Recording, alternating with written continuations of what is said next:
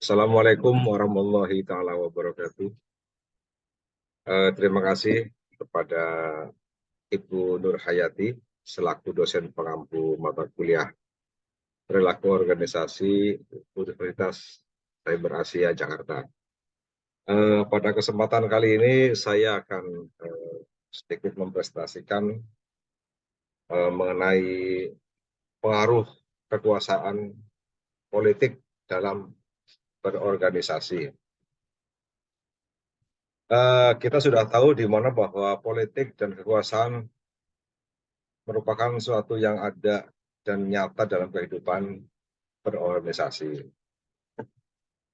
Politik dan kekuasaan sulit dalam melakukan pengukuran, tapi penting untuk dipelajari dalam kehidupan berperilaku berorganisasi, di mana keadaan tersebut dapat mempengaruhi perilaku orang yang ada di dalam organisasi tersebut. Politik dan kekuasaan tidak hanya terjadi pada sistem pemerintahan, namun juga terjadi pada organisasi formal, badan usaha, organisasi keagamaan, kelompok, bahkan pada unit keluarga bisa terjadi adanya perbedaan politik dalam pandangannya. Kemudian kita tahu bahwa politik berasal dari bahasa Yunani, politeia, yang berarti kiat memimpin, di mana secara prinsip politik merupakan upaya untuk ikut berperan dalam mengurus dan mengendalikan urusan masyarakat. Tahun 2001, menurut Andre dan Kakmar, memberikan pengertian bahwa politik dalam suatu organisasi merupakan tindakan yang dipengaruhi oleh tujuan pencapaian kepentingan pribadi tanpa memperhatikan atau menghargai orang lain atau organisasi. Kemudian tahun 1964, Ricker menerjemahkan atau berpendapat bahwa kekuasaan merupakan perbedaan yang benar-benar didasarkan adanya kausalitas atau sebab akibat. Sedangkan tahun 1983, Russell menyatakan bahwa kekuasaan atau power merupakan konsep dasar dalam ilmu sosial, di mana kekuasaan sangat penting dalam kehidupan organisasi dan bahwa kekuasaan organisasi terikat dengan status seseorang. Kemudian di dalam kekuasaan ada beberapa unsur, antara lain terdiri dari 3 unsur: tujuan, cara, dan hasil. Kekuasaan dapat digunakan untuk tujuan yang baik dan yang tidak baik. Tujuan dari penggunaan kekuasaan biasanya akan mempengaruhi cara yang dipilih oleh individu atau kelompok yang memiliki kekuasaan.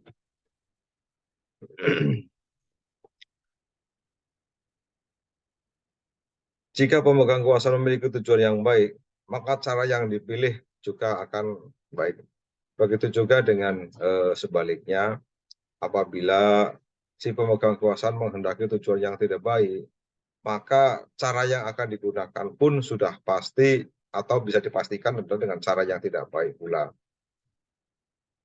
Hasil dari kekuasaan juga bisa dilihat dari individu yang dapat dikendalikan atau dipengaruhi, atau seberapa besar pengaruh kekuasaan tersebut. Artinya mungkin bisa kita artikan secara umum, pengikutnya itu banyak kan. Artinya kita punya kekuasaan, banyak para pengikut yang mengikuti apa yang menjadi kebijaksanaan atau keputusan dari pimpinannya.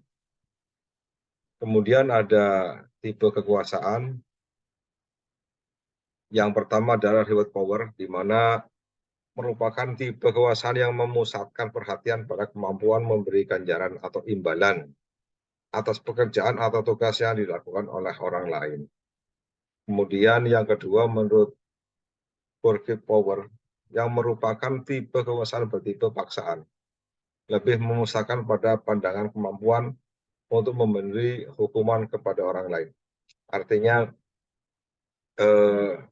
si penguasa itu akan memberikan suatu hukum atau punishment kepada siapapun yang tidak mau taat atau tunduk kepada si penguasanya. Kemudian yang ketiga adalah referent power, di mana ini merupakan kekuasaan yang didasarkan pada suatu hubungan perusahaan atau linking. Dalam arti ketika seseorang mengidentifikasi orang lain yang mempunyai kualitas atau persyaratan seperti yang diinginkannya. Kemudian ada expert power, di mana kekuasaan berdasarkan pada keahlian. Fokus pada keyakinan bahwa seseorang yang mempunyai kekuasaan pasti memiliki pengetahuan, keahlian, informasi yang lebih banyak dalam suatu persoalan. Jadi kekuasaannya bersifat expert, jadi orang itu yakin dan fokus bahwa dirinya memiliki kemampuan, pengetahuan, keahlian, informasi yang lebih dari persoalan yang sedang dihadapi. Kemudian selanjutnya adalah legitimate power, di mana ini merupakan tipe kekuasaan yang sebenarnya atau actual power. Ketika seseorang melalui suatu persetujuan dan kesepakatan diberi hak untuk mengatur dan menentukan perilaku orang lain dalam suatu organisasi. Nah, kemudian apa keterkaitan antara politik dan kekuasaan dalam berorganisasi? Kekuasaan politik dapat dirumuskan sebagai kemampuan untuk menggunakan sumber-sumber pengaruh untuk mempengaruhi proses pembuatan dan pelaksanaan keputusan politik sehingga keputusan menguntungkan dirinya, kelompoknya, atau masyarakat pada umumnya.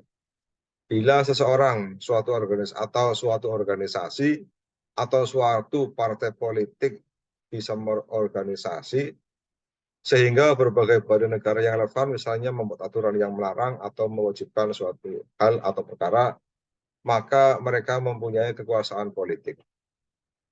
Nah, di mana kita tahu bahwa Indonesia merupakan salah satu negara dengan pengaruh politik yang sangat kuat dalam dunia bisnis, di mana pernah adanya penelitian yang hasilnya menunjukkan bahwa ukuran perusahaan terhubung politis secara signifikan berbeda dan lebih besar daripada perusahaan yang tidak terhubung dengan secara politik. Artinya bisa secara umum bisa bisa kita ambil kesimpulan bahwa secara umum pimpinan perusahaan yang ikut dalam dunia politik saya yakin akan memiliki lebih kekuasaan dibandingkan dengan perusahaan atau pimpinan manajemen yang tidak ikut dalam dunia politik. Dan hal ini sudah bukan menjadi rahasia umum lagi, khususnya di Indonesia ini. Dan juga kita tahu bahwa perusahaan yang besar semakin tinggi kemungkinannya memiliki koneksi politik. Artinya sudah bisa dipastikan bahwa sangat berpengaruh sekali kehidupan politik dengan usaha atau bisnis yang dijalaninya.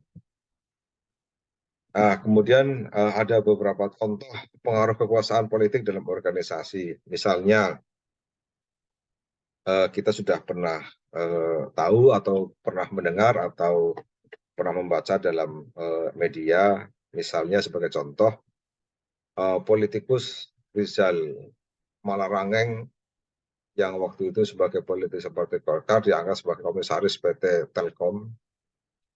Nah, dia tercatat sebagai penugasan khusus dalam kampanye Jokowi Ma'ruf. Artinya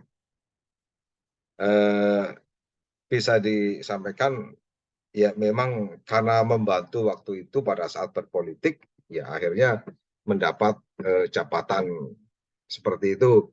Kemudian ada juga Lukman Edi menjabat sebagai wakil komisaris utama yang merangkap sebagai komisaris independen PT Hutama Karya. Nah, Utama Karya ini juga merupakan persero BUMN. Nah, kita tahu Lukman Edy merupakan politisi PKB, di mana sebelumnya wakil direktur atau saksi tim kampanye Jokowi Ma'ruf. Kemudian juga ada Zuhairi Mitrawi, di mana merupakan politikus PDIP yang dilantik menjadi komisaris independen PT Yoda Karya. Ini juga merupakan salah satu BUMN, di mana yang bersangkutan juga merupakan salah satu bagian atau tim kampanye pemenangan Jokowi Ma'ruf.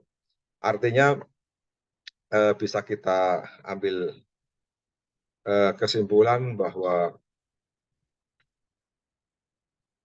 kekuasaan dalam berpolitik, kekuasaan politik dalam berorganisasi sangat signifikan pengaruhnya.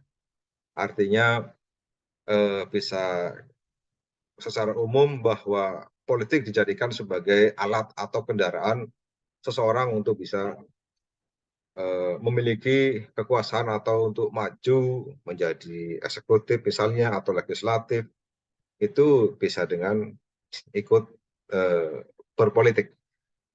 Artinya secara umum sudah bisa kita pastikan bahwa pengaruhnya sangat luar biasa dalam kekuasaan politik dalam suatu organisasi. Demikian, mudah-mudahan bisa bermanfaat. Terima kasih. Wassalamualaikum warahmatullahi wabarakatuh.